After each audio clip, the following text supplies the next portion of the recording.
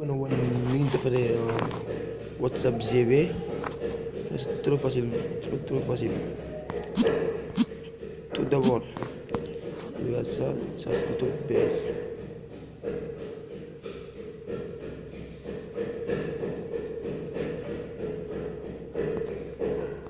Donc,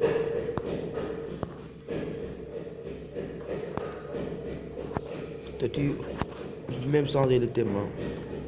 Thème bi sax mën nañu ko changer thème bi. Il y a beaucoup de thèmes, regarde, beaucoup de thèmes. Statut bi mën nga ko adressé benn statut.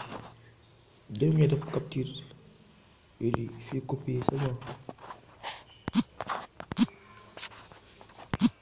Vais sur Google, vous tapez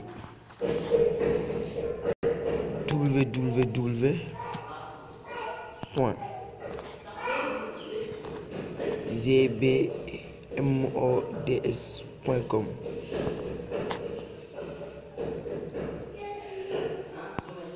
Comme ce fois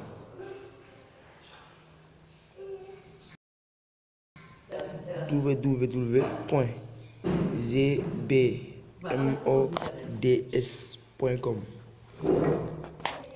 C'est traduction français. Tu appuies ici.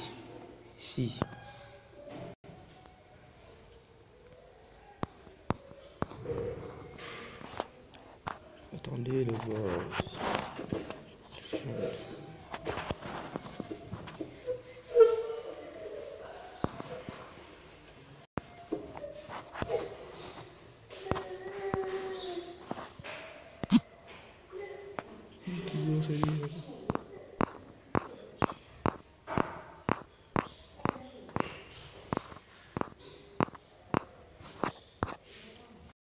Ici.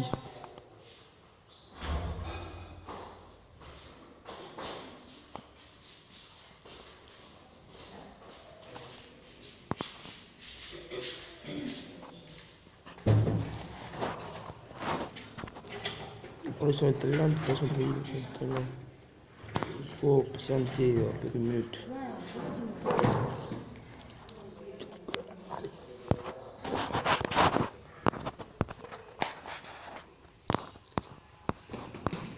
Une fois que vous avez fait un mode français,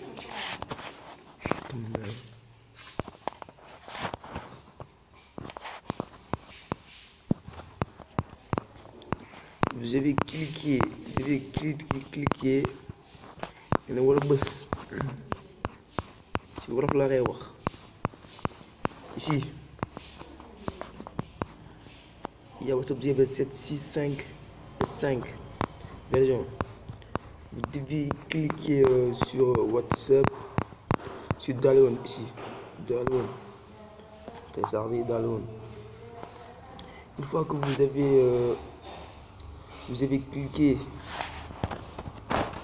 download, et patienter quelques minutes.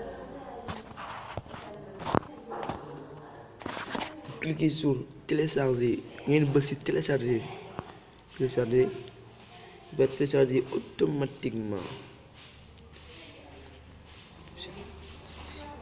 Regarde, download GBWAV 6 version 6.10 2.17 4.27. Cliquez sur télécharger. Après il télécharge. Téléchargement en train de démarrer. Une fois que vous avez téléchargé, c'est fini. Vous ouvrez WhatsApp GBS en bleu. Le bleu. Regarde ça, vous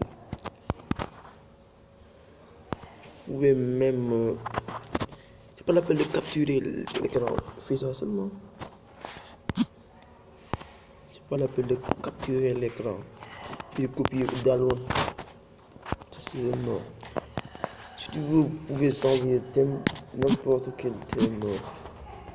Également ça. Il est black.